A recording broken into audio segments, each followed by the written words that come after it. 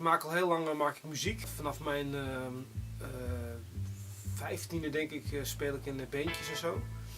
En dat heb ik heel lang gedaan. En eerst was ik zanger.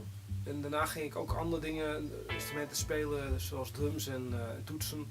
En al die muzikale ingrediënten die gebruik ik nu eigenlijk ook weer voor de voorstelling. Ik ben geboren in Friesland. Heb ik tot mijn 18e gewoond of zo, of 19e. Toen heb ik best een tijd in Groningen gewoond, daar heb ik veel vrienden ook. Nu woon ik zo'n beetje hier ongeveer in Amsterdam-Oost ongeveer 9 à 10 jaar. En dan heb ik, mijn vrouw is hier geboren en getogen, dus hier ken ik weer via haar heel veel mensen zo. Dus al die plekken die voelen wel, die hebben wel waarde, zeg maar. Ik ben dus begonnen als muzikant en daarna ging ik ging ik vooral schrijven. Dus ik heb nu 3 romans gemaakt en een aantal bundels met ultra korte verhalen van 100 woorden ongeveer, waar ik best vaak mee optreed.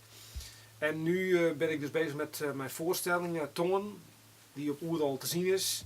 En daar probeer ik eigenlijk al die dingen die ik eigenlijk al die jaren, door de jaren heen heb gedaan, om die samen te voegen. Taal is natuurlijk een gek ding, want aan de ene kant maak je natuurlijk verbinding, maar je sluit ook uit.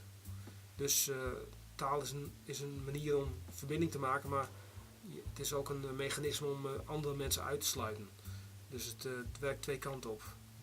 Taal is niet alleen rijkdom, het is mooi om te kennen, maar het is ook gewoon de toegang tot de mensen. Waarom mensen Tongen moeten gaan bekijken? Omdat het gaat over wat je graag wil behouden aan vroeger. En ik kijk dus terug op het verleden. En sommige dingen wil je graag doorgeven, in mijn geval aan mijn zoon, zeg maar. En andere dingen die wil je juist niet doorgeven. Dat probeer ik in de voorstelling te vangen. Dus kom vooral del, hartstikke mooi, op het Groene Stroom op Oerol, in de Schelling, of op de Schelling mag ik zeggen. Dus onchance daar. Help mij maar beter wezen als het vorige. Help mij maar beter wezen als het vorige. Elk nieuw huis moet beter zijn dan het vorige.